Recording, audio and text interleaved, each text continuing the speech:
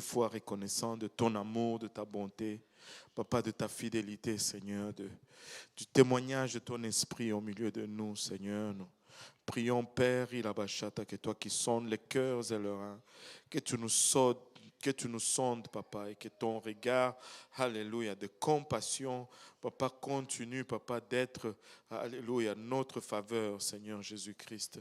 Père éternel, étends ton bras maintenant et rencontre-nous au lieu de nos besoins, Papa. Nous voulons être utilisés par toi, Seigneur. Nous voulons te servir en ce temps de la fin, Papa. Épargne-nous, alléluia, toute distraction, Seigneur. Et permets que ta parole, Papa, soit notre encre. Que cette parole, Papa, perce, Papa, à nos cœurs, Seigneur. Que cette parole perce nos préjugés. Que cette parole, Papa, perce nos limitations, Seigneur. Que cette parole, Père, alléluia, soit vraiment l'encre de nos âmes et que nous puissions produire de fruits, Seigneur, dignes de repentance, des fruits, Papa, dignes de ta gloire, des fruits qui nous conduisent jusque dans la vie éternelle, Papa. Avec action de grâce dans le cœur, nous nous abandonnons entre tes saints bras. Au nom de Jésus, nous disons tous au nom de Jésus. Alléluia. Battons encore une fois nos mains pour le Seigneur et alléluia. Vous pouvez vous asseoir. Alléluia. Un long préliminaire, mais toutefois, je suis tranquille parce que nous sommes dans la volonté de Dieu. Amen. La dernière fois, on a parlé, ça fait 2 semaines, parce qu'une semaine, je devais faire les états financiers à l'église de l'Est. L'autre semaine, j'étais en Côte d'Ivoire. Mais la dernière fois, nous avions commencé à parler sur l'importance des habillements. On a vu beaucoup de versets qui nous montrent comment l'habillement est importante dans la parole de Dieu. Nous avons vu que la nudité était une marque de la honte. Nous avons vu que Jésus était préoccupé autant par la couverture extérieure que par la délivrance intérieure lorsqu'il a délivré les gens. Et il n'a pas laissé nu après la délivrance. On l'a trouvé assis et bien vêtu. Et nous avons vu que l'habillement a été utilisé pour indiquer un état d'esprit négatif. Nous avons vu que le port de vêtements appropriés est recommandé par Dieu.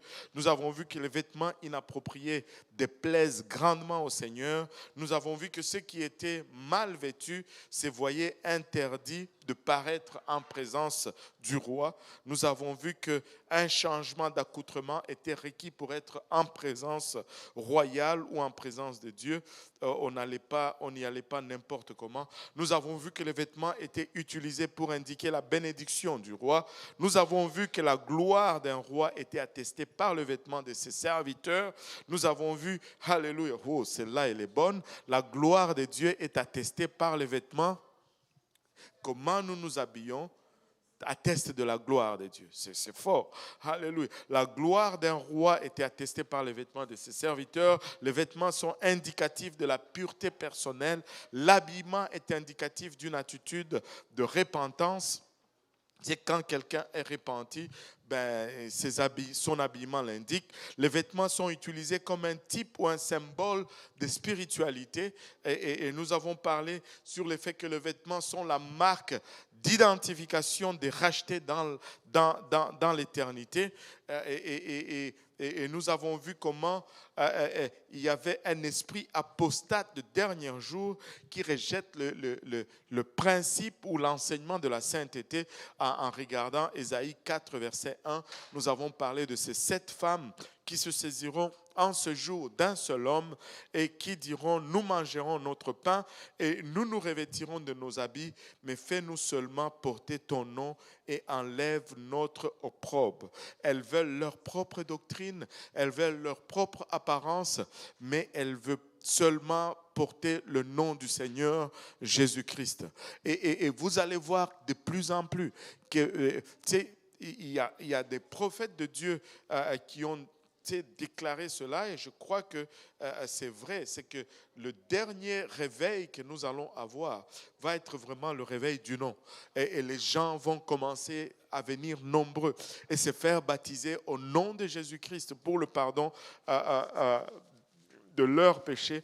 Et ils vont accepter éventuellement le nom, mais ils vont commencer à résister à la sanctification parce qu'ils veulent porter leurs propres vêtements et ils veulent garder leur propre doctrine. Mais nous ne voulons pas seulement porter le nom. Nous voulons être intimes avec lui. Nous voulons avoir la même doctrine et nous voulons lui faire honneur avec notre apparence. Alléluia. Et c'est là que nous nous étions un peu arrêtés. Nous allons regarder aujourd'hui les principes de l'habillement chrétien. La première chose que nous allons faire, nous allons regarder 5 principes. Et après cela, j'espère que nous allons avancer un peu aujourd'hui. Le premier principe que nous allons regarder, c'est que l'habillement et l'apparence sont un indicateur important du caractère chrétien. Ton apparence indique combien tu es chrétien.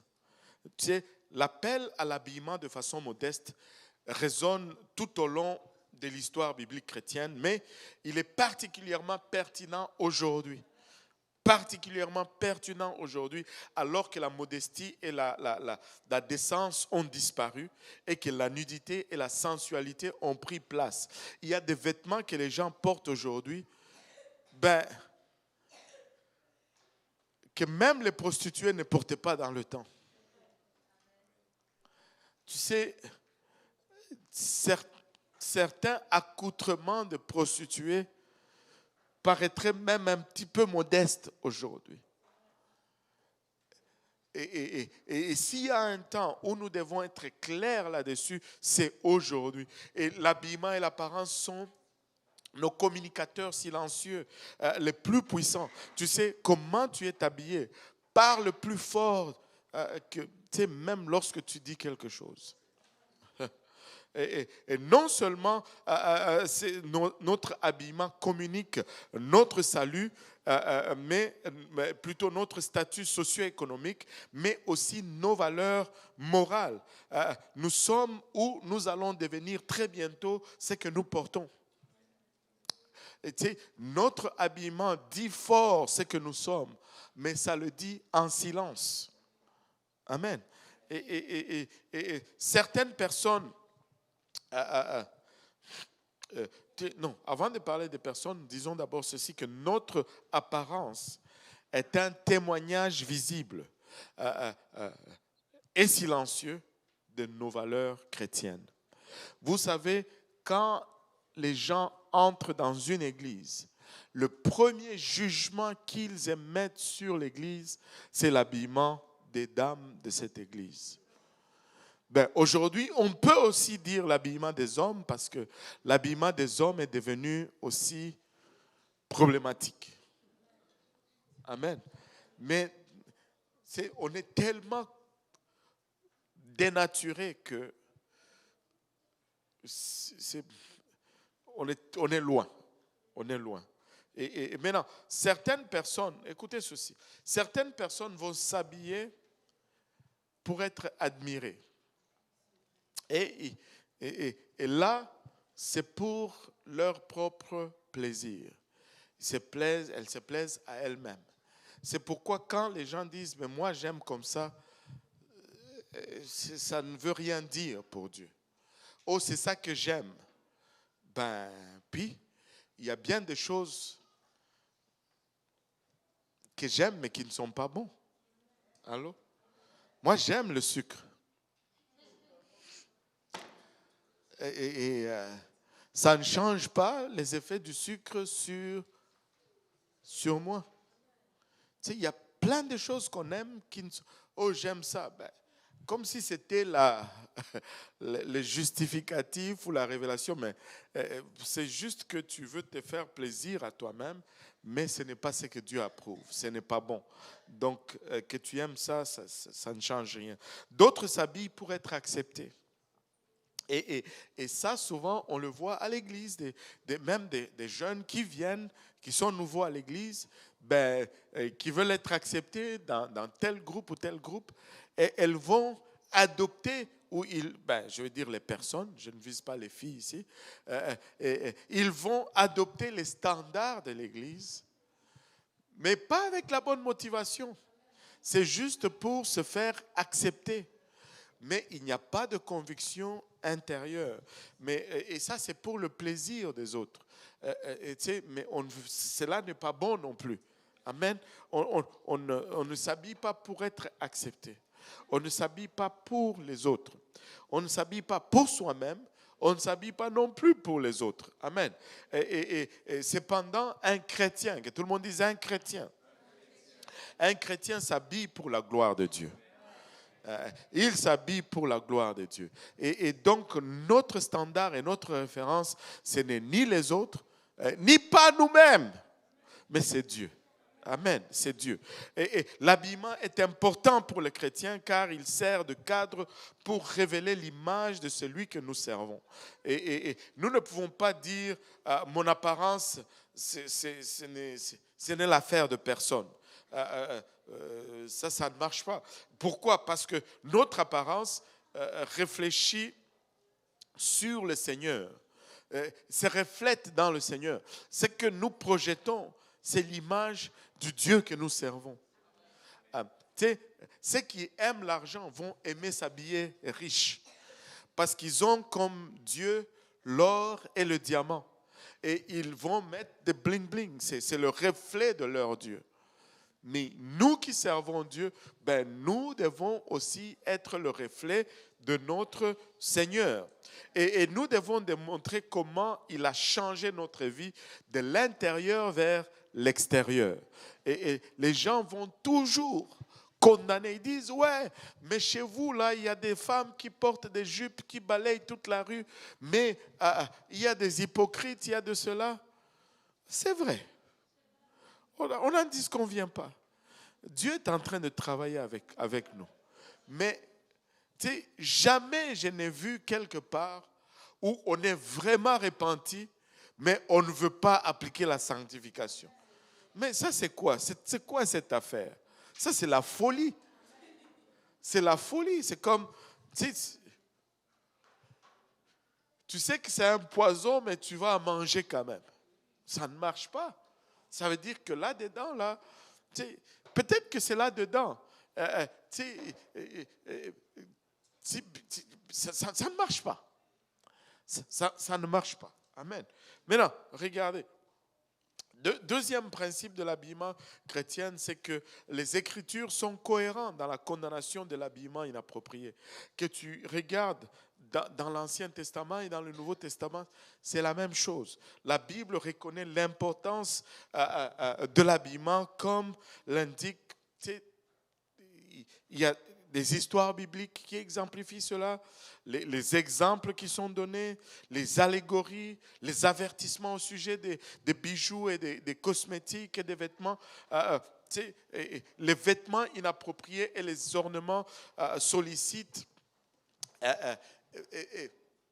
et aussi révèlent notre orgueil intérieur, ce qui est spirituellement destructif pour nous-mêmes et pour les autres qui nous observent, parce que nous donnons un mauvais exemple. Quand nous sommes sauvés, nous ne vivons pas seulement pour notre propre salut. Nous vivons bien sûr pour être sauvés, mais nous sommes aussi une influence pour les autres. Et donc, nous devons avoir cette apparence et cette conduite qui impacte les autres positivement. Pas parce que je suis sauvé, bon, je peux faire ce que je veux. Si tu peux faire ce que tu veux, c'est que tu n'es pas vraiment racheté par Christ. Amen. Dans l'Ancien et le Nouveau Testament, il y a une tendance constante que tu vas remarquer d'utilisation de produits cosmétiques maquillants, des brillants, des bijoux et des vêtements attrayants pour des fins de séduction. Et ceci révèle une condamnation implicite de leur utilisation par Dieu. Tu sais, des fois, les gens vont dire, ben, je vais me maquiller pour moi-même. Oh, mais arrête-moi ça.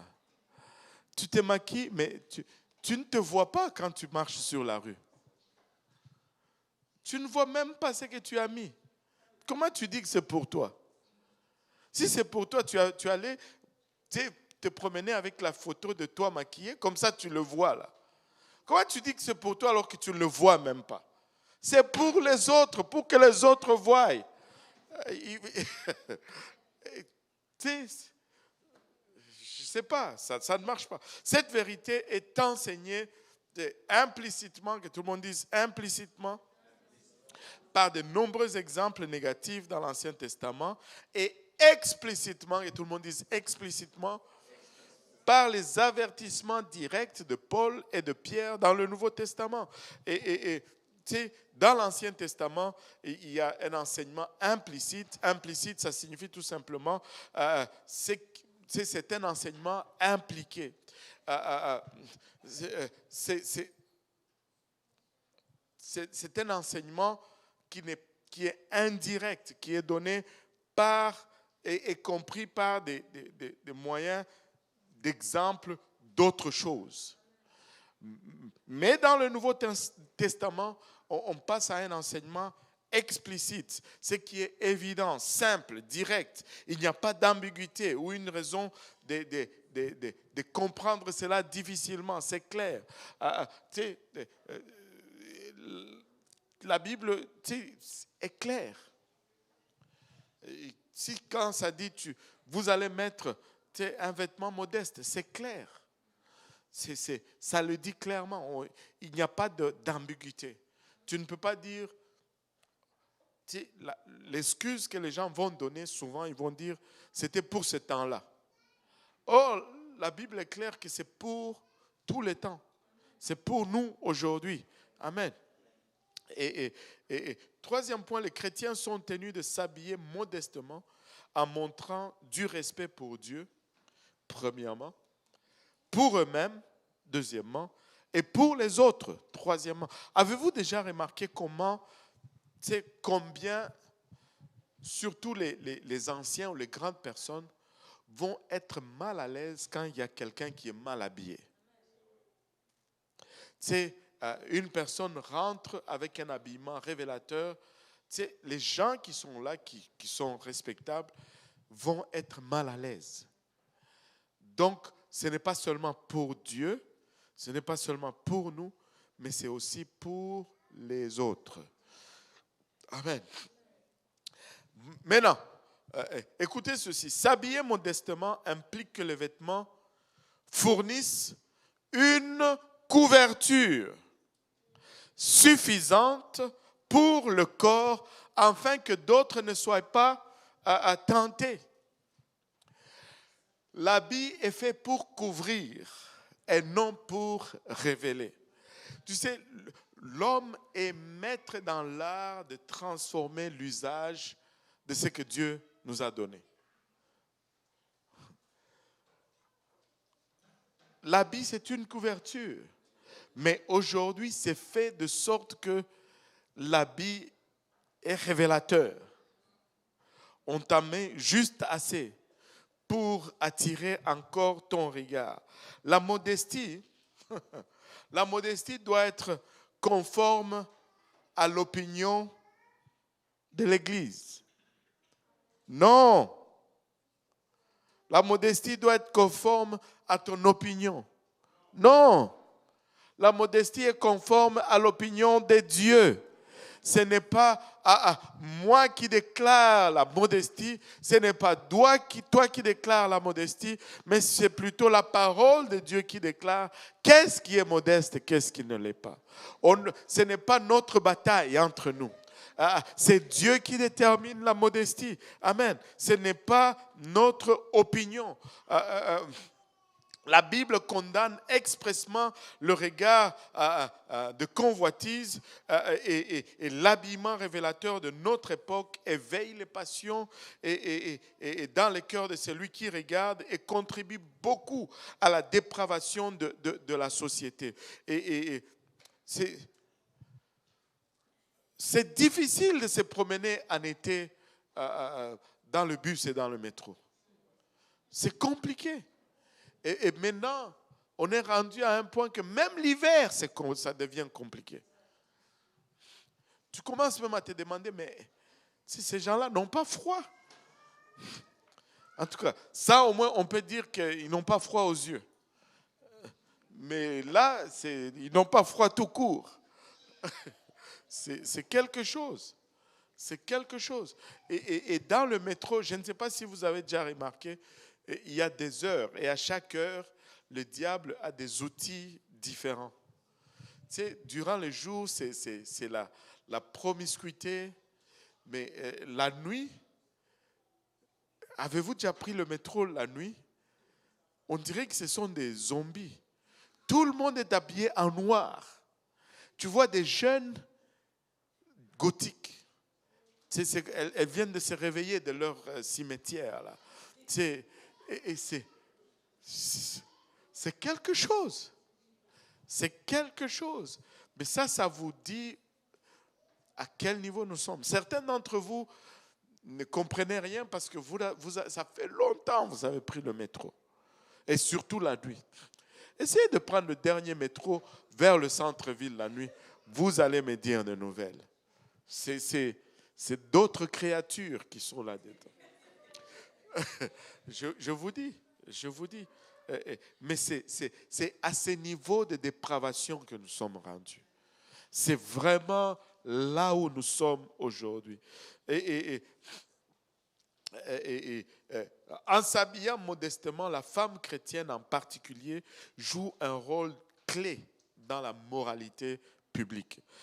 Dieu nous appelle à nous habiller modestement, non seulement pour empêcher le péché, mais aussi pour préserver l'intimité. Amen. Pour préserver l'intimité, la nudité est un cadeau de Dieu dans le mariage. Amen. La nudité est un cadeau de Dieu dans le mariage. Mais c'est une honte, un danger lorsqu'elle est exposée à d'autres. Et donc, c'est correct dans le mariage, dans l'intimité, mais ce n'est pas approprié pour la place publique. Et le chrétien doit respecter, en quatrième point, les distinctions entre les sexes dans l'habillement. Et l'habillement doit affirmer leur identité masculine ou féminine.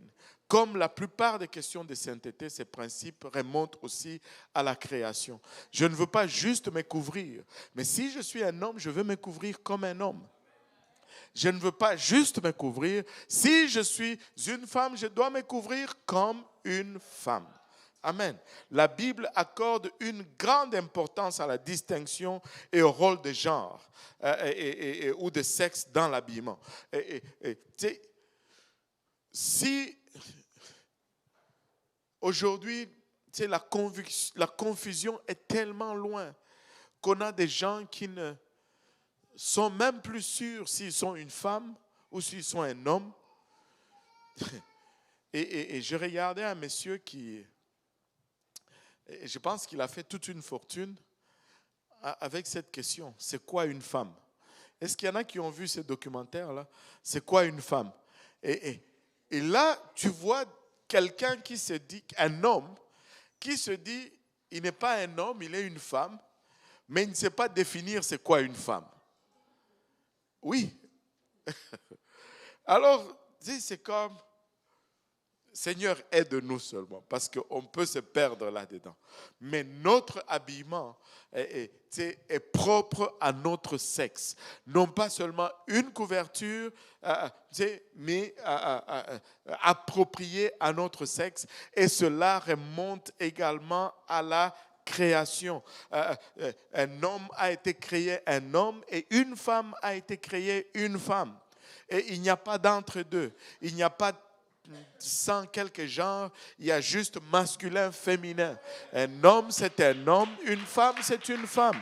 Alléluia. Et cela remonte à la création. Cela ne remonte pas à la société. Être un homme, ce n'est pas un concept ou une construction d'une société. Ce n'est pas ça, là. Oh Seigneur Jésus, aide-nous. Alléluia. La Bible accorde une grande importance à la distinction et au rôle de genre dans l'habillement parce que c'est fondamental pour comprendre qui nous sommes et quel rôle Dieu veut que nous accomplissions. Tu sais, en tant qu'homme, il n'y a pas d'ambiguïté. C'est quoi le rôle que je dois accomplir? Et une femme qui veut fonctionner, écoutez ceci, une femme qui veut fonctionner comme un homme va s'habiller comme un homme. Alléluia. Et un homme qui veut être traité comme une femme, tu sais, va commencer à s'habiller comme une femme. Et Seigneur Jésus, quand je pense à ça, je ne peux pas m'empêcher que de retourner longtemps. Quand on était chez nous, il y avait un jeune à l'école qui, aux dernières nouvelles, Dieu l'a délivré de cela. Et tu sais, Dieu peut te délivrer. Je ne sais pas si le frère Mutombo va s'en rappeler. Je pense qu'il s'appelait Musenga ou quelque chose comme ça. Tu sais, mais le frère David, lui, va s'en rappeler, c'est sûr, parce qu'on allait à l'école ensemble. C'était un garçon, mais il était tellement fille. Et je vous dis, la chemise blanche, là, c'était blanc. Chez nous, là.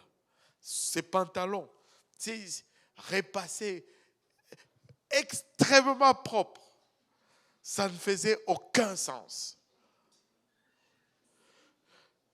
Il dit, mais attends. Quand il marchait, c'était autre chose. Là, tu regardes, c'est un homme ou une femme. Et très vite, il a commencé à jouer avec des trucs des femmes. Et c'est quand tu regardes aussi quand ici une femme veut être perçue comme un homme, commence à s'habiller d'une façon, on appelle tomboy, à marcher d'une certaine façon. Et si tu es une femme, marche comme une femme, ok? Aie un peu de musique dans ta marche ou quelque chose, je ne sais pas. Ne marche pas.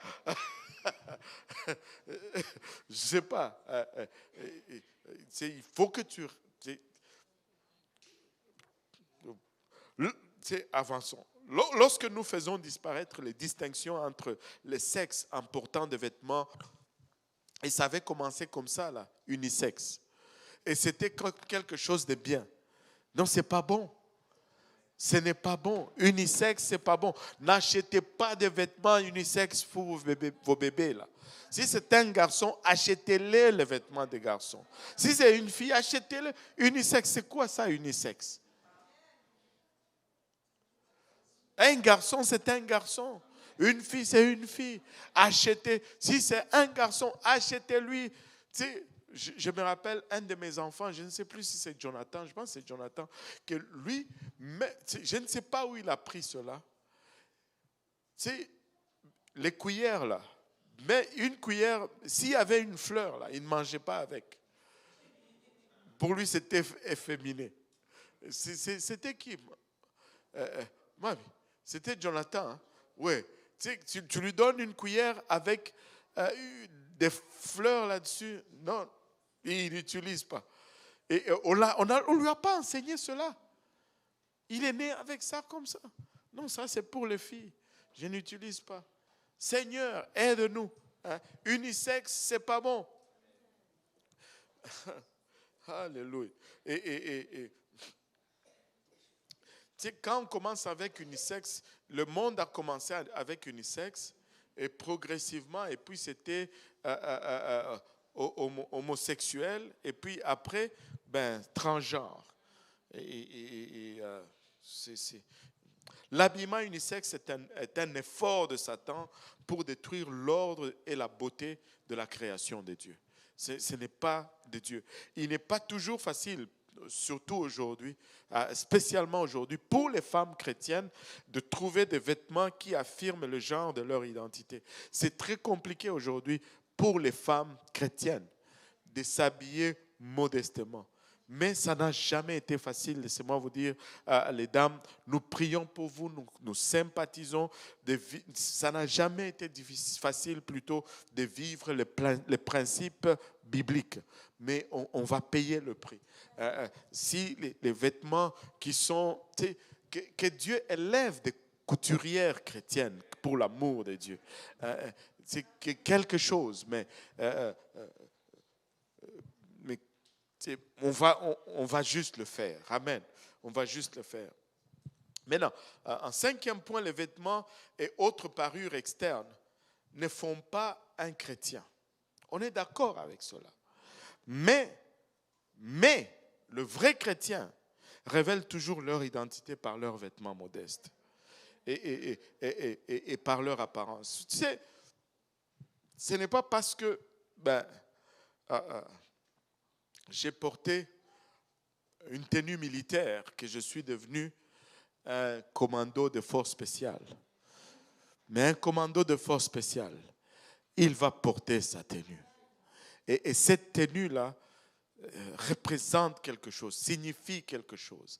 Et quand il porte la tenue, il se sent en confiance pour faire certaines choses.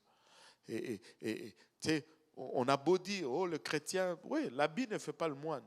Mais on va toujours reconnaître le moine par sa soutane. Alléluia. Et donc, nous allons, nous ne voulons pas devenir des moines, mais nous allons être des chrétiens. Amen. Maintenant, le concept de l'habillement à travers les Écritures, regardons un peu comment ça a évolué. Au début, Adam et Ève étaient revêtus de l'innocence. Certes, la Bible nous dit qu'ils étaient nus, mais ils n'avaient pas conscience de cette nudité. Pourquoi ils n'en avaient pas conscience? Parce que la conscience même n'était pas réveillée en eux et ils étaient couverts par l'innocence. Ils étaient couverts par l'innocence. Mais après avoir péché, leur nudité est devenue une honte et un danger pour eux. Et leur nudité ne résultait pas plutôt du fait d'enlever leurs vêtements, parce qu'ils n'en avaient pas, mais c'était plutôt une prise de conscience de leur état à cause du péché. Et parce que le péché nous affecte tous, cet état-là ne peut plus être... on en est toujours conscient, ne peut plus être soustrait de notre conscience, si je peux m'exprimer ainsi. Ils étaient maintenant séparés de la gloire de Dieu, qui était leur couverture, et ils ont réalisé qu'ils étaient nus. Genèse 2, 25 nous dit, l'homme et sa femme étaient tous de nus et ils n'en avaient point honte, parce qu'ils étaient revêtus de l'innocence de Dieu. Mais dans Genèse 3, verset 7, la Bible nous dit, après qu'ils ont mangé le fruit, que les yeux de l'un et de l'autre s'ouvrirent, ils connurent qu'ils étaient nus et ayant cousu de feuilles de figuier, ils s'en firent des ceintures. Maintenant, regardez ceci.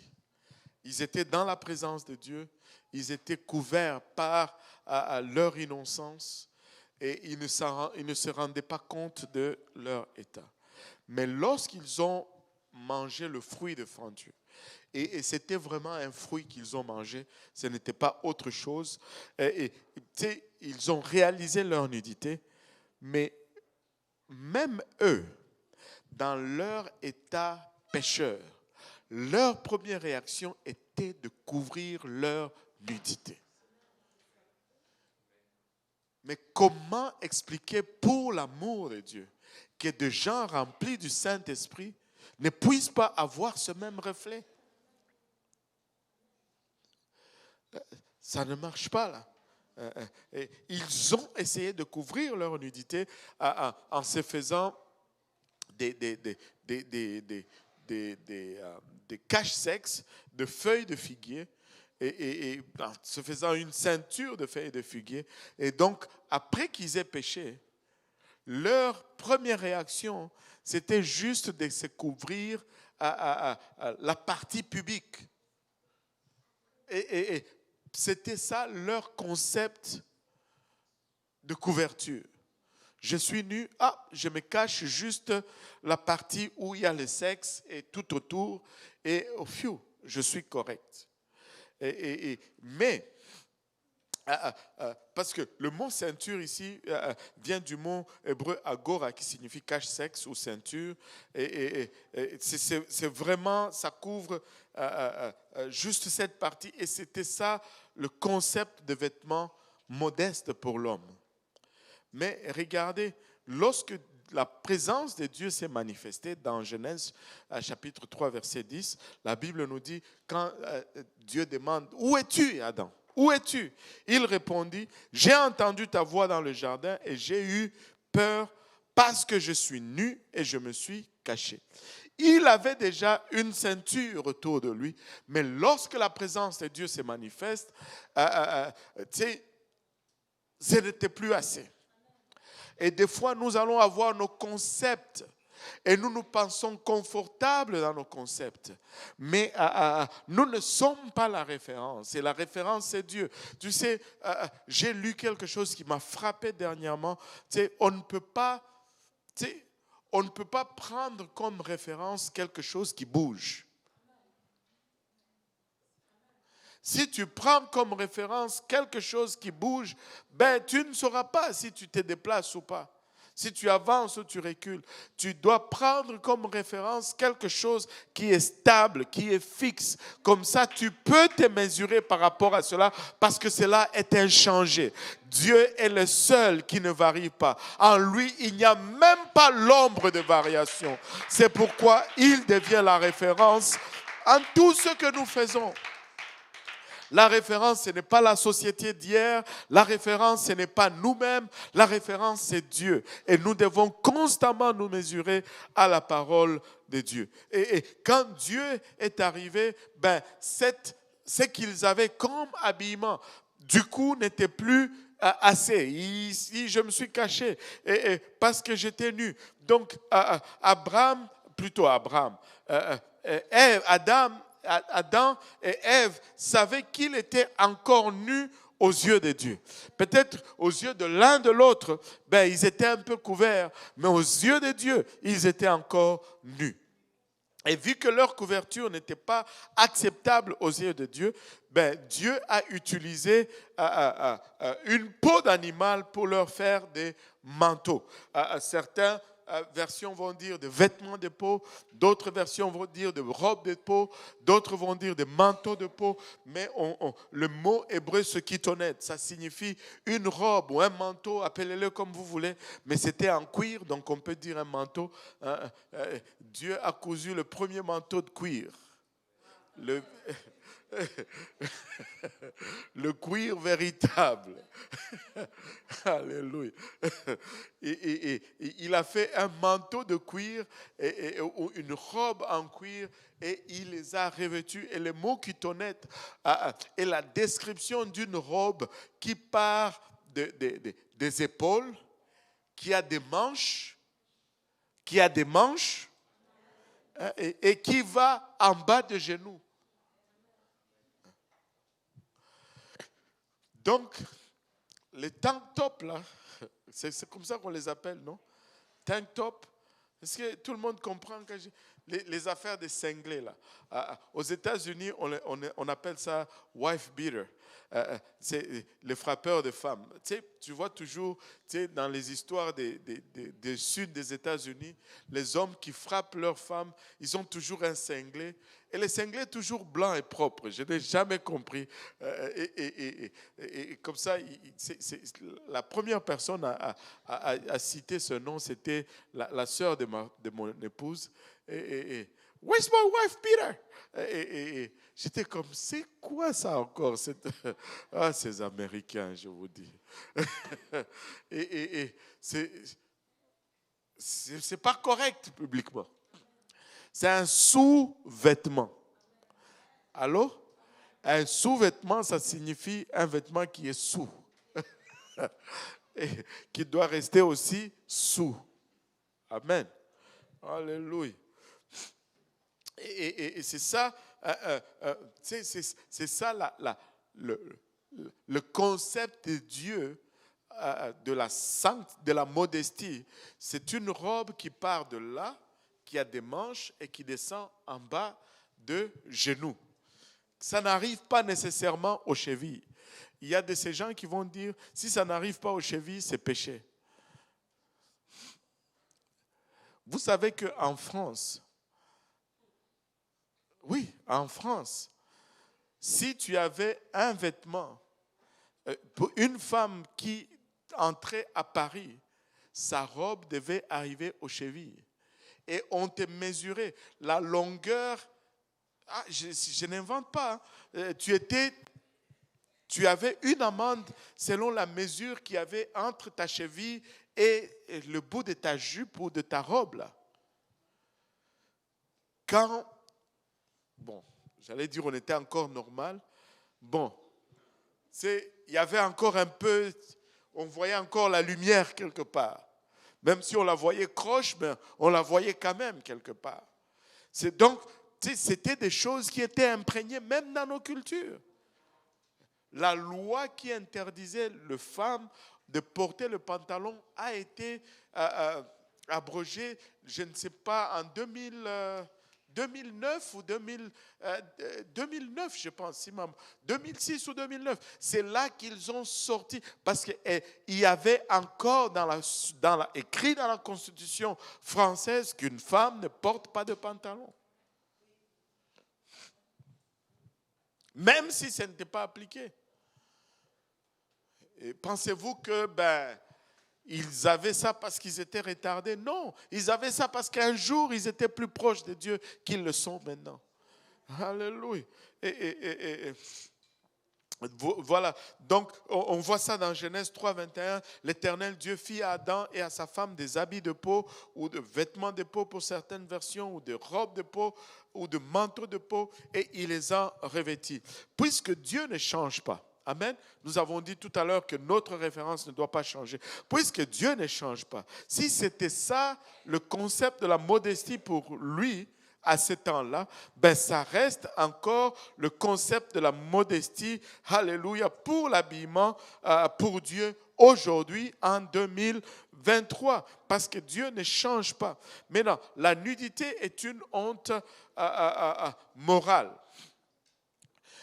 Le concept de la nudité dans la Bible se réfère, quand la Bible parle de nu, il faut pas juste, ce n'est pas seulement quelqu'un qui n'a aucun vêtement sur lui. Il y a plusieurs concepts de nudité dans la parole de Dieu. Un déshabillement partiel est appelé aussi nudité dans la Bible. Comme Adam, il était habillé partiellement avec ses feuilles de figuier, il a dit qu'il était nu. C'est pourquoi un chrétien, premièrement, ne va pas à la plage publique. À moins que tu ailles là-bas avec ta combinaison. Allô? Tu sais, un frère qui me disait une fois, il dit, moi je ne comprends pas tel frère. Il me dit, moi je peux aller à la plage, même si je vois toutes les filles qui ne sont pas habillées comme ça ne me fait rien. Il dit, moi je lui ai dit, il faut qu'on prie pour toi si ça ne te fait rien. Tu as un problème. Tu n'es pas normal. Si Dieu dit que ça fait quelque chose, et que toi tu dis ça ne fait rien, tu n'es pas normal. Allô? Il ne faut pas se mentir à soi-même. Il ne faut pas se mentir. Et ce n'est pas pour rien que le monde est devenu dépravé comme il est aujourd'hui. Tu sais, tu vas voir des gens qui... Je n'ai jamais... Expliquez-moi celui-là. Il fait chaud en été. On est d'accord qu'il fait chaud. Mais là, tu vois ce type qui court sur la rue, torse nu, avec un petit... on va appeler ça culotte de sport, mais il a enlevé son chandail et il l'a soit dans les mains ou soit il l'a enfoncé dans sa culotte. Tu te dis, mais s'il fait tellement chaud, pourquoi tu cours? Il fait tellement chaud, que tu ne peux pas supporter ce camisole-là, mais tu cours quand même. Va t'asseoir tu sais, dans ta salle de bain, coule-toi de l'eau froide dans la baignoire et assis-toi là-dedans.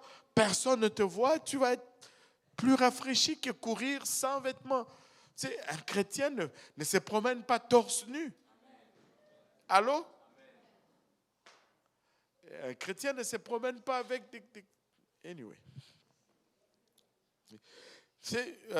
Je peux vous donner des exemples des habillements partiels et des habillements. Regardez, quand la Bible parle de nudité dans la parole de Dieu, il y a des nudités qui sont, c'est pas de vêtements.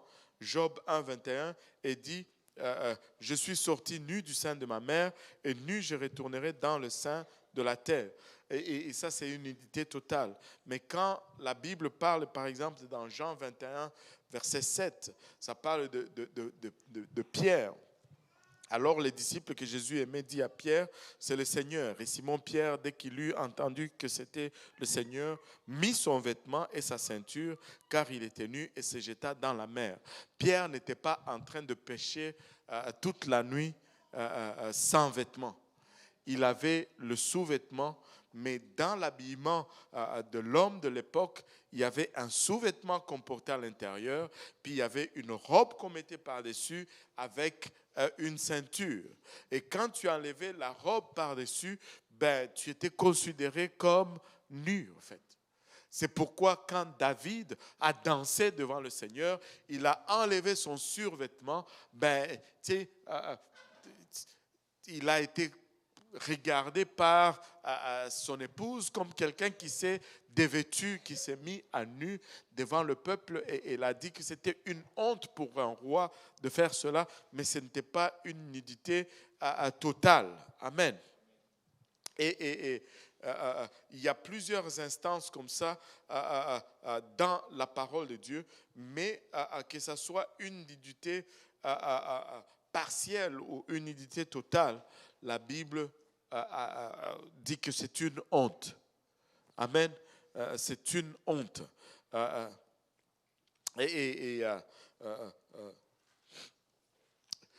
ne sais pas si on doit lire tous ces versets.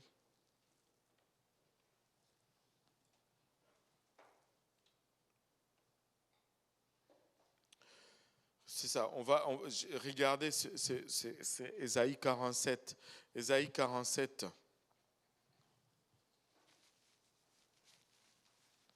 Versets 2 et 3.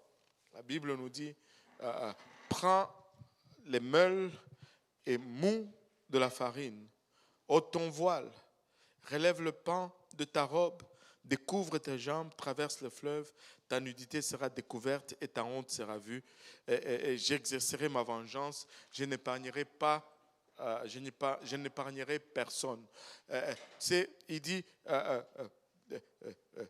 relève le pan de ta jupe, de ta robe plutôt, découvre tes jambes. Le fait de relever la robe et de montrer ses cuisses était considéré comme une nudité, et je devais dire, est considéré comme une nudité dans la parole de Dieu. Et c'est pourquoi le premier vêtement que Dieu a fait est allé plus bas que les genoux. Savez-vous que ce sont les genoux qui déterminent la fin de nos cuisses? Révélation, hein? Waouh! Alléluia. Donc, dès le début, comme on l'a vu, la nudité était couverte par Dieu pour vaincre la tentation qu'elle créait. Mais la nudité est associée à des impulsions, des désirs sexuels, si bien que voir ou découvrir la nudité est utilisé dans la Bible comme un euphémisme pour des rapports sexuels. Et donc, la nudité est une honte morale depuis Genèse 3:7, et cela va être ainsi jusqu'à Apocalypse 16:15. Et la nudité doit être couverte, qu'elle soit partielle ou qu'elle soit totale. Et ce principe n'est pas un principe culturel, mais plutôt biblique. Et donc, si dans nos cultures, certaines nudités sont permises, mais nous allons les abandonner lorsque nous arrivons à la compréhension de la parole de Dieu. On ne va pas dire, moi, chez moi, dans mon village, écoutez, si vous allez en Afrique du Sud, il y a des royaumes où les femmes se promènent torse nu. Et c'est quelque chose. Et quand ils ont l'intronisation, quand j'étais en Afrique du Sud, il y avait l'intronisation du nouveau roi de Zoulou. Et la cérémonie se faisait dans un grand stade. Et il y avait plein de gens et tu voyais plusieurs jeunes filles torse nu, avec des petites jupes. Là, vous êtes à l'hôtel en train de manger au restaurant, qu'est-ce que tu fais? Tu prends juste la chaise qui donne dos à l'écran. Parce que pour eux, leur culture, c'est ça. Mais quand on devient chrétien, ce n'est plus ça. Ce n'est plus ça. Amen. Alléluia. Maintenant, regardons rapidement l'habillement du temps biblique et on va essayer de rentrer. Maintenant, tu sais, l'habillement du temps biblique, elle avait une fonction. Et la fonction originelle des vêtements était vraiment de protéger le corps, premièrement, des changements climatiques et deuxièmement, des désirs charnels. Parce que avant que le péché ne rentre dans le monde, il n'y avait pas de problème climatique, il n'y avait pas de changement. La température était pareille en tout moment. C'était tout le temps. C'est quoi votre température préférée? 24? 36? Qui a dit 36?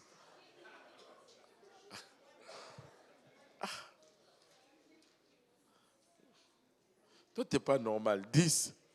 Qui a dit que 10 c'était une... Même Dieu n'a pas fait 10 degrés. Ce n'était pas 10 degrés. C'est quoi votre température normale? 20, 23, 23, 24. Mais décidez-vous, parce que si Dieu veut nous faire plaisir, comment est-ce qu'on va s'en sortir?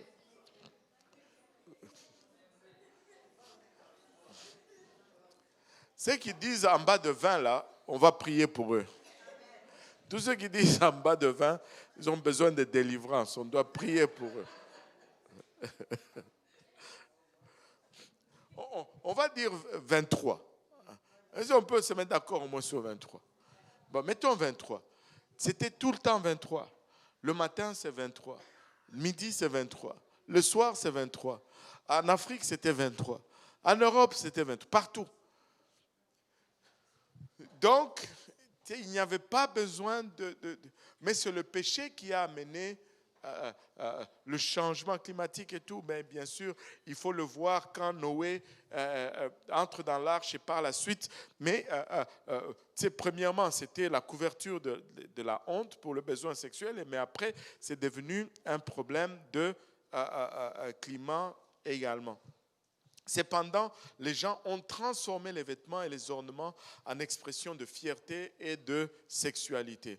Ce désir a conduit les gens à se vêtir de manière très révélatrice, se couvrant à peine, et à faire usage d'ornements coûteux et extravagants pour montrer leur statut social. Ainsi, les vêtements et les parures sont rapidement devenus l'indice de déclin spirituel. Et les gens sont devenus plus dépravés, plus extravagants, et plus impudiques, très immodestes dans leur accoutrement. Tu sais, ça m'a choqué de voir cela dans la parole de Dieu. Et des fois, on lit des choses, mais on ne fait pas le lien. Mais regardez ceci, c'était un commentateur juif qui a dit ceci: la gloire du Seigneur, c'est l'homme, et l'ornement de l'homme, c'est son vêtement. Et rien, pas même la nourriture et la boisson, n'étaient autant appréciés par les Israélites. Ils appréciaient le vêtement. Pas comme les kitendistes ou les sapeurs du Congo. mais comme l'expression de la gloire de Dieu. Le vêtement était considéré comme une richesse, même plus importante que la nourriture et la boisson chez les peuples juifs. Là, je me suis dit, wow, attends une minute.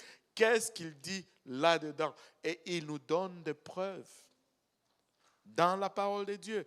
Regardez, le prix offert par Samson pour résoudre son énigme n'était pas l'argent, mais 30 tuniques et 30 vêtements de réchange dans le livre des Juges. Il y en a qui s'en rappellent? Si on aurait pu dire de l'or, mais il a dit des vêtements.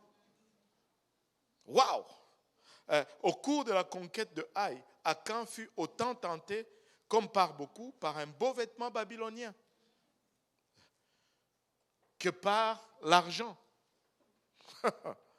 et regardez, Naaman a offert 2 vêtements de réchange avec de l'argent pour le serviteur d'Élisée. Encore les vêtements. Et la mère de Sisera lui a souhaité de revenir de la bataille avec des vêtements brodés de diverses couleurs. Dans Juges chapitre 5. Tu vois toutes ces références où le vêtement est considéré comme une richesse. Savez-vous, les frères de Joseph ont été très jaloux à cause d'un vêtement. Et c'est quelque chose. Maintenant, regardons un peu la distinction de sexe dans l'Ancien Testament.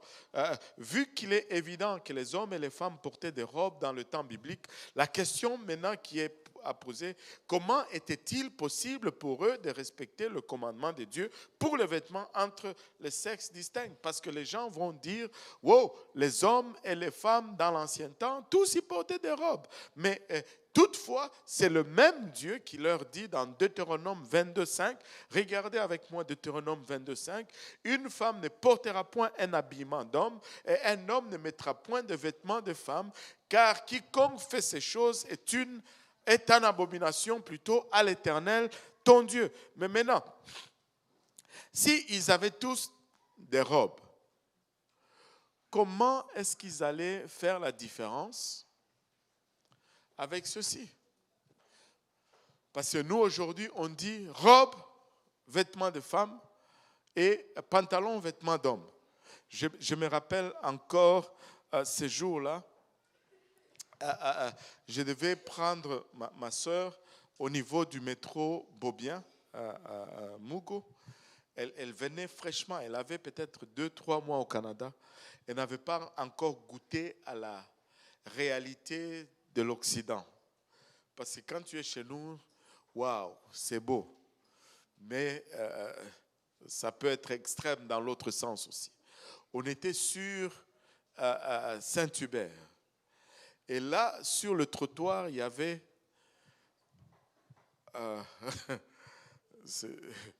cette créature, on devrait dire, tu sais, barbu, avec des longs cheveux, avec jupe, robe, rouge à lèvres et des hauts talons, s'il vous plaît. Tu voyais les mollets c'était des sacs de sel, comme on dit chez nous. Il fallait être courageux pour exposer cela. Mais tu voyais ça sur la pauvre, elle était tellement choquée, elle a sursauté dans la voiture et dit, hé! Elle regardait, on partait, elle s'est tournée, elle dit, maman! Tu sais, ça c'est l'expression de chez nous, ça veut dire là, tu es choqué. Maman, on dirait comme dans un film.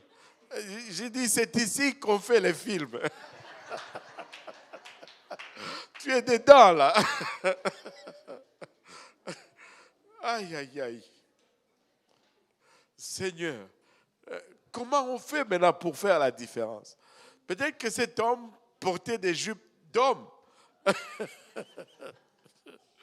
Aïe, aïe, aïe. Maintenant, regardez ceci. Pour la majeure partie de l'histoire humaine, les hommes et les femmes, les deux, ont porté une quelconque sorte de robe. Et c'est pourquoi tu vas voir,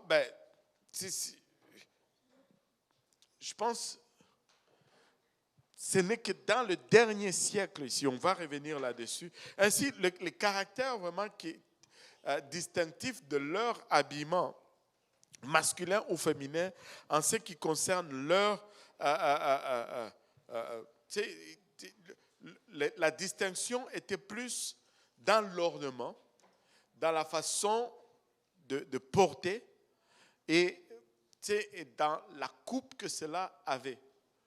Parce que même à leur époque, où ils avaient tous des robes, on pouvait distinguer même de loin un homme et une femme par la robe qu'ils portaient et par la façon qu'ils portaient cette robe.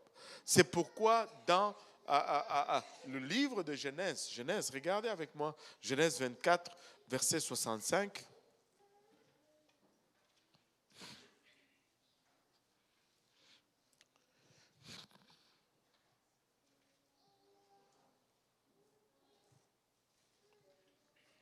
Elle dit au serviteur, qui est cet homme qui vient dans le champ? Tu sais, ça c'est Rebecca qui est ramenée par le serviteur pour Isaac. Mais alors que Isaac était loin encore dans le champ, elle dit, qui est cet homme qui vient dans le champ à notre rencontre? Même s'il était loin, même s'ils portaient tous des robes, par le type de robe qu'il portait et par la façon qu'il portait cette robe, elle était en mesure de distinguer que c'était un homme ou c'était une femme. Amen. Alléluia. Donc, la distinction, il y avait des distinctions dans les ornements, dans les couleurs et dans ces choses, mais cependant la distinction la plus importante entre les sexes n'était pas seulement dans ce qu'on portait, mais dans la façon dont on le portait. Il y avait une façon masculine et une façon féminine d'utiliser les vêtements. Et cela se faisait remarquer de loin. Tout d'abord,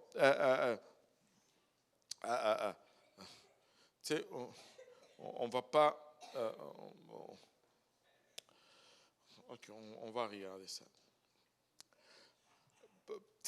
Les premiers vêtements que tout le monde portait, c'était des robes. Amen. Des robes.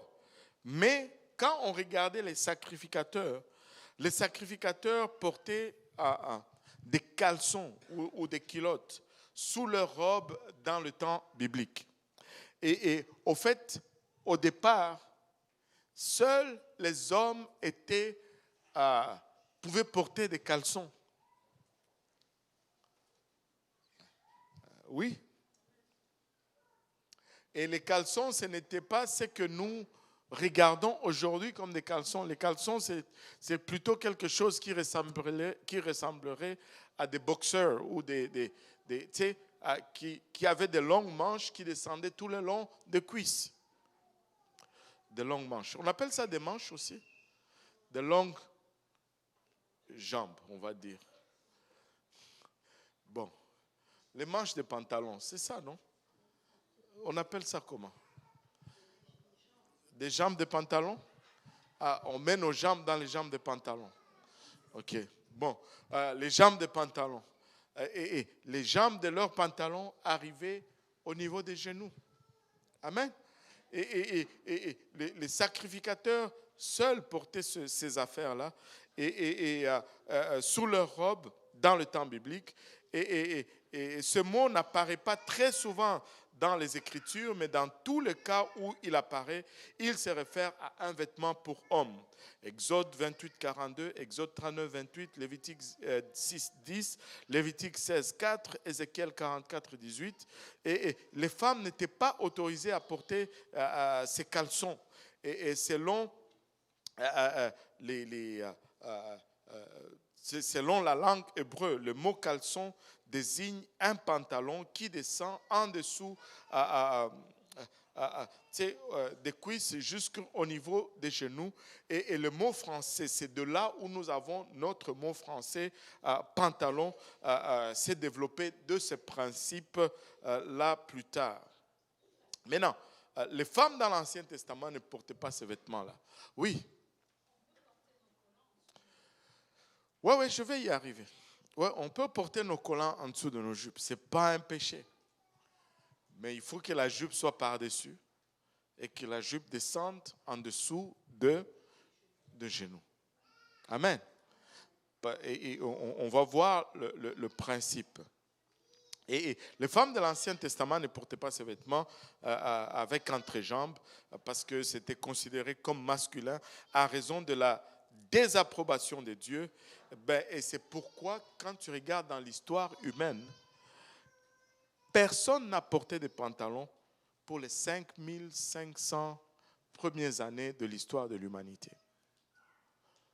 On ne portait pas de pantalons. Tout le monde portait des robes. Et ce n'est que dans notre siècle que les vêtements des femmes sont soudainement devenus non appropriés et que on devait porter tous des pantalons. Puis, deuxièmement, dans l'Ancien Testament, les hommes avaient le droit de se ceindre le rein, alors que les femmes ne le pouvaient pas. Est-ce que tu as reçu l'image là que j'ai envoyée? Ça, c'est ce qu'on appelle se ceindre le rein. Montre-moi la première image. Vous vous êtes arrangés. Hein? Waouh, ils sont forts. Comment vous avez amené ça ici? Bon, ça, c'est ce qu'on appelait se ceindre le rein. Hein? Et seul un homme pouvait faire ceci. L'homme était habillé comme ça, mais quand il travaillait dans le champ, pour avoir la mobilité, il relevait sa jupe. Certains le prenaient toute sa robe là, il l'amenait en avant, il le passait entre sa jambe et il les enfonçait souvent dans la ceinture en arrière, ou s'il le prenait en avant, il enfonçait dans la ceinture en avant, ou si c'était assez long, il faisait un nœud en avant pour se donner un peu de mobilité et pouvoir faire plus rapidement le travail qu'il était supposé faire dans le champ. Il se donnait beaucoup plus de mobilité avec ses jambes. Et on appelait cela se ceindre le rein. On appelait cela se ceindre le rein. Et se ceindre le rein était permis en rapport avec les responsabilités de l'homme. Maintenant, regardez ceci. Les femmes pouvaient relever leur robe pour aider à porter quelque chose, mais la relever au-dessus de leurs genoux ou se ceindre le rein comme un homme était considéré impudique par Dieu et par la société de l'époque.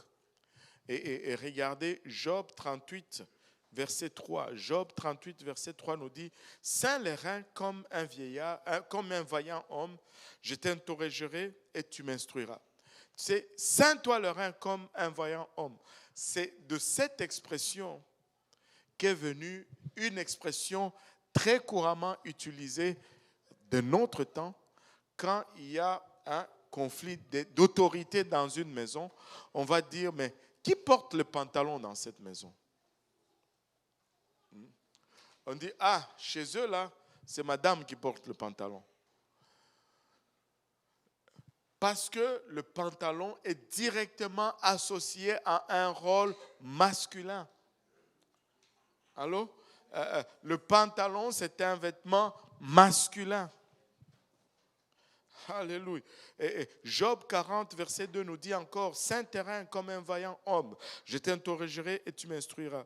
Jérémie 1, 17, et toi, Saint terrain, lève-toi et dis-leur tout ce que je t'ordonnerai, ne tremble pas en leur présence, de peur que je ne te fasse trembler devant eux. Et encore une fois, Saint terrain était associé à un rôle masculin.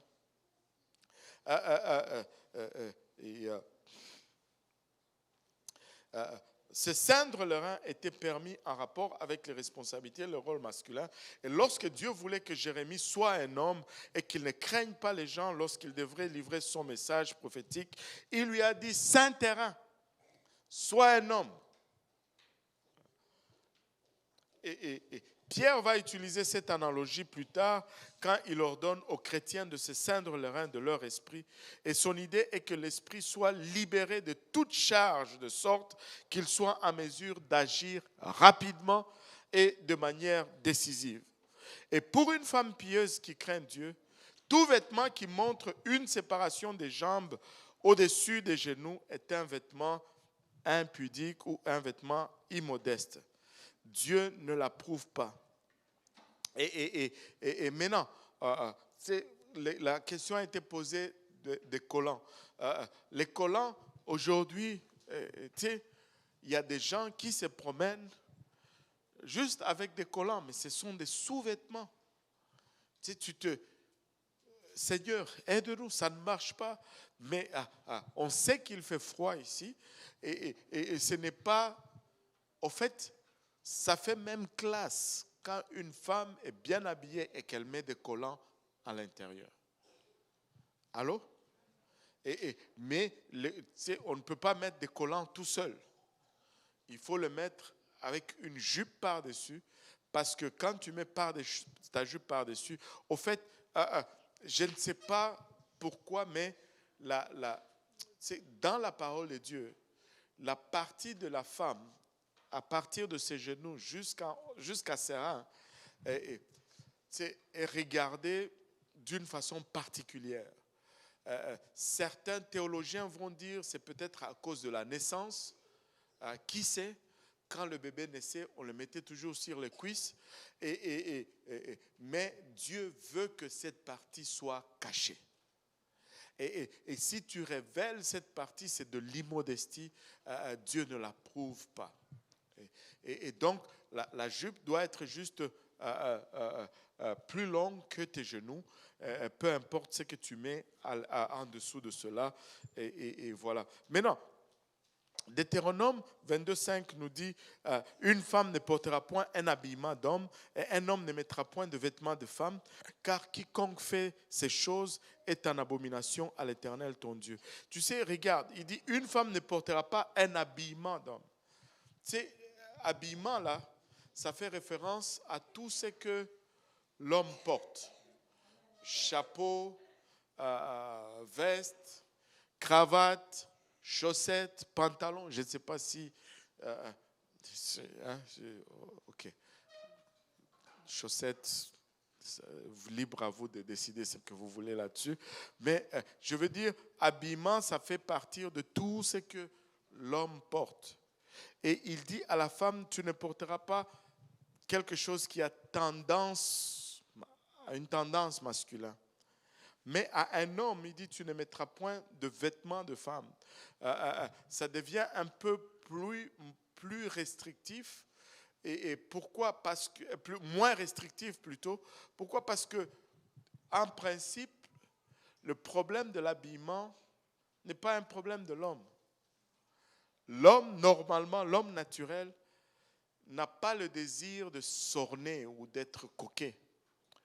Et ce n'est pas un désir naturel pour l'homme. Mais alors que la femme, c'est son désir naturel. Vous pouvez les regarder, même tout petites, elles essaient de mettre des choses dans leurs cheveux. Et laissez-moi vous dire ceci. Il faut habiller même nos enfants, il faut les habiller modestement. Si tu dis c'est un enfant, tu commences quand? Tu commences à quel âge? Tu sais, regardez un peu ceci. J'ai trouvé ça alors que j'étais en Côte d'Ivoire, en regardant sur Internet. Montre-moi l'autre. Dit, les enfants aussi ont besoin d'aller au ciel. Habillez-les décemment, s'il vous plaît. N'habillez pas votre enfant comme ça. C'est quel esprit vous voulez attirer sur l'enfant comme ça? Les enfants peuvent être aussi modestes. Oui, on ne va pas se battre pour cela, mais que cela soit imprégné en nous. Que cela soit juste notre instinct par défaut. Soyons animés de l'Esprit de Dieu pour l'amour du salut et l'amour de la vérité. Amen. Pas comme ça. Regarde comment c'est comme une princesse. Et là, si un enfant est comme ça, tu ne sais même plus. Si tu dois jouer avec ou pas. Alléluia. Maintenant,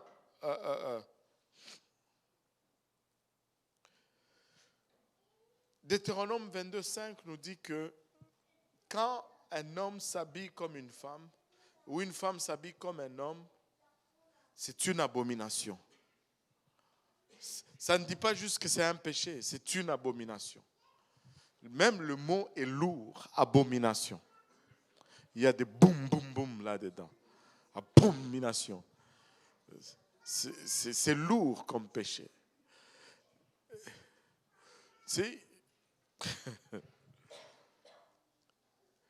sais, il y en a qui vont disputer ce verset-là. Mais ce verset est clair dans sa condamnation de l'habillement sans le respect de sexe. L'habillement travesti. Bon, tu sais, il n'y a pas, tu sais, on ne peut pas commencer à discuter là-dessus. Là. Mais la seule discussion qu'on a pour le moment, surtout de notre temps, les gens vont dire, ah, mais ça c'est un pantalon de femme. Et c'est là même que commence le problème.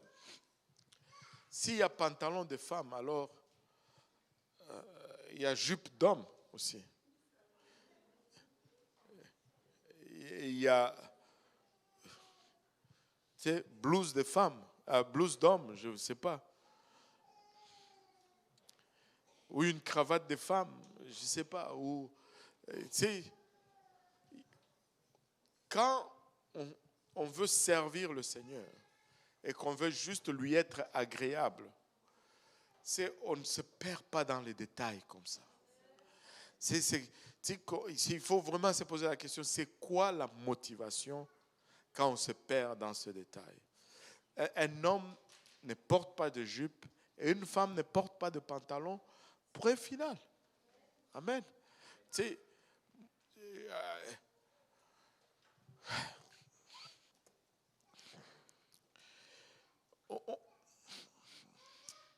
On va regarder ça en détail parce que là, il est déjà 9h02. Il nous reste une leçon qu'on va conclure tout de suite après notre conférence. On va conclure sur l'habillement. Mais ce n'est pas, la question n'est pas, le pantalon n'est pas un vêtement de femme parce que les ouvertures sont d'un côté ou de l'autre. Le pantalon n'est pas un vêtement de femme parce que ça montre sa séparation, au fait, sa Saint-Sérin. Et c'est pourquoi le pantalon n'est pas un vêtement masculin. Parce qu'il y a la séparation de ses jambes plus haut que ses genoux qui sont exposés. Et on va voir que Dieu n'approuve pas cela. Mais le péché de se travestir, de porter les vêtements de l'autre sexe, est appelé abomination. Et abomination, c'est vraiment lourd. Donc, on va garder ce mot-là, abomination. Regarde ton voisin, dis-lui abomination. Et c'est là où on va revenir. On va regarder qu'est-ce qui est appelé abomination. Pourquoi c'est si grave? Laissez-moi vous dire, ce n'est pas un simple péché, ce n'est pas une iniquité, ce n'est pas une transgression, mais c'est une abomination. Et on va voir qu'il y a différentes sortes d'abominations. Il y a l'abomination pour Dieu, abomination pour Israël, mais le verset 25 nous dit que c'est une abomination à l'Éternel, ton Dieu. Et vu que Dieu ne change pas, une abomination à l'Éternel dans ce temps-là reste encore une abomination à l'Éternel aujourd'hui parce que Dieu n'a pas changé son opinion. Amen. Est-ce qu'il y a des questions par rapport à aujourd'hui? Oui, le frère Mutombo.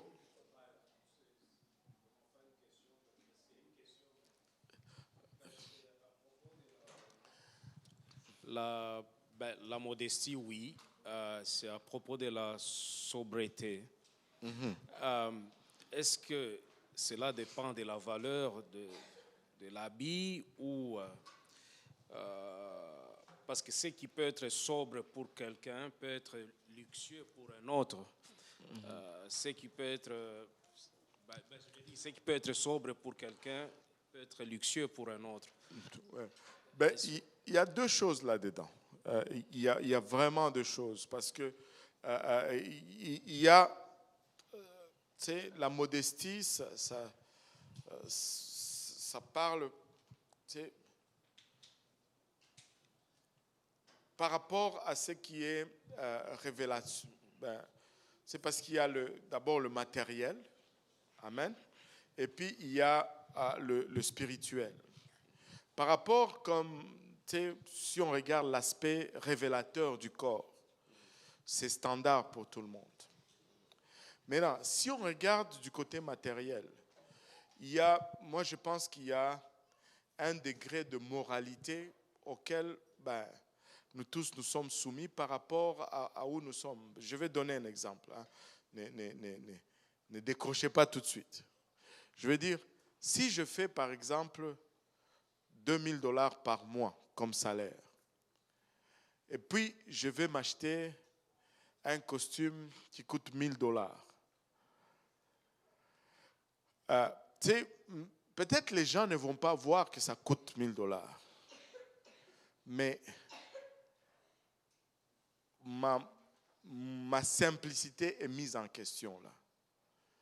C'est comme il y a quelque chose que je recherche qui est au-delà de ce que j'ai ou de ce que je suis là. Mais si je fais, je ne sais pas, $50,000 par mois et que je m'achète le même costume de $1000, ma moralité, ce n'est pas le même. C'est pas la même moralité parce que à $2000, peut-être que je dois même priver mes enfants de certaines de la nourriture pour pouvoir m'acheter cela. Alors que de l'autre côté, on voit qu'il y a un problème dans le cœur si je commence à mettre autant de mon revenu dans mon habillement. Il y en a qui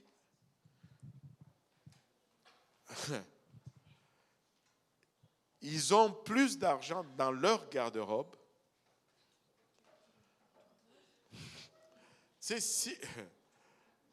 que nulle part ailleurs. Acheter des souliers de $2000. Mais je ne sais pas si on est déjà là. Ça. Il y a une relativité, il y a une moralité relative par rapport à ce que j'ai. Mais je pense que je viens de trouver le mot. La Bible l'appelle la convoitise, en fait. Parce que tu veux plus que ce que tu ne peux te permettre.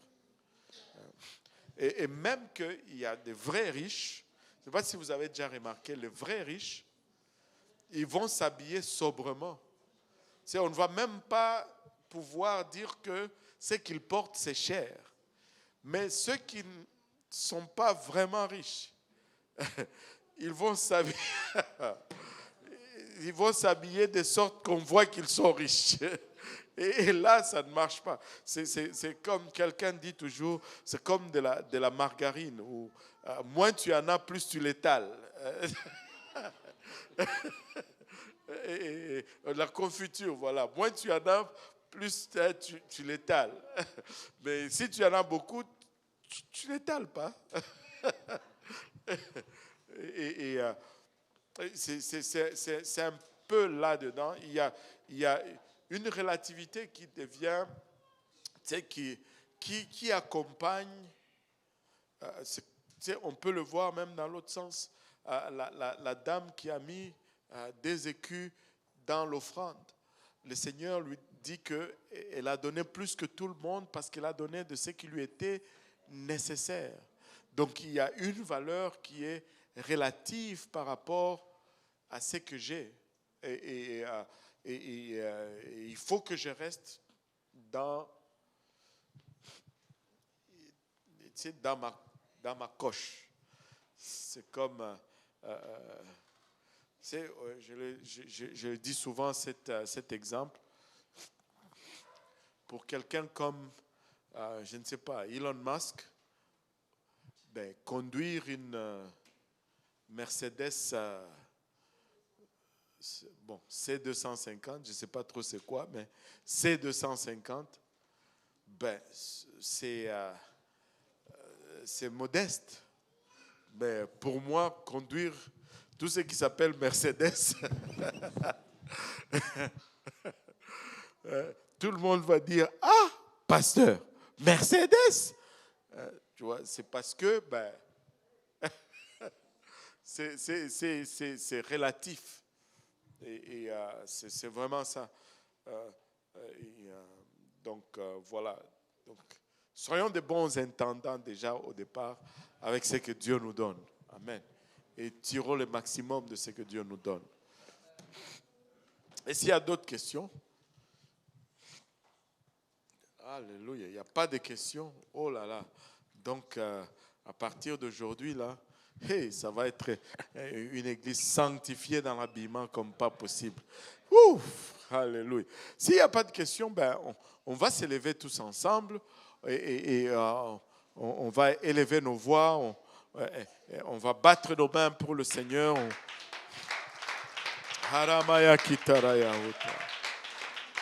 Burukatamanaya itaraba olobosando. Alléluia. Seigneur, nous te sommes infiniment reconnaissants, Papa, du temps passé dans ta présence, Seigneur. Notre prière, Père, c'est que ce que nous avons partagé puisse demeurer dans nos cœurs, Père, et que, Papa, puisse germer en nous, Papa, et que nous ayons l'audacité de vivre selon ces préceptes, Père. Nous prions que tu nous gardes tous ensemble sur notre chemin de retour, Papa. Préserve-nous de toute embûche et ramène-nous, Papa Saint, sauf encore une fois tous ensemble dans ta présence. Et c'est avec action de grâce dans les cœurs que nous te prions, Père, dans le nom précieux de Jésus. Nous disons tous au nom de Jésus. Alléluia. Disons tous au nom de Jésus. Alléluia. Battons nos mains pour le Seigneur. Haramaya kitaraya utaraba ulubus. Kiramaya utaraba ulubus. Kuromaya itaraba ulubus. Hallelujah.